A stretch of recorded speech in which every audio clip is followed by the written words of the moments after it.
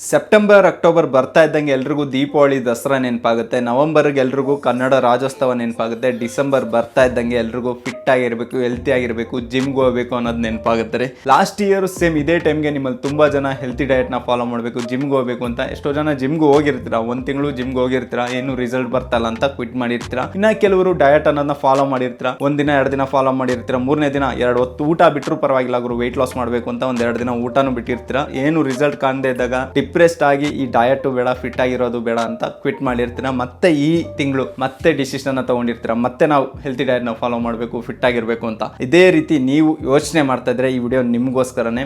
ಈ ಚಾನಲ್ ಅಲ್ಲಿ ಈ ಮಂತ್ ಎಲ್ಲ ನಾನು ಆಲ್ಮೋಸ್ಟ್ ವೆಯ್ಟ್ ಲಾಸ್ ಬಗ್ಗೆನೇ ಮಾತಾಡ್ತೀನಿ. ನೀವು ನಾನು ತಿಳಿಸುವಂತ ಟಿಪ್ಸ್ ನ ಫಾಲೋ ಮಾಡಿದ್ರೆ 3 to 4 ಮಂತ್ಸ್ ಅಲ್ಲಿ 10 to 12 kg ಈಸಿಯಾಗಿ ವೆಯ್ಟ್ ಲಾಸ್ ಮಾಡಬಹುದು.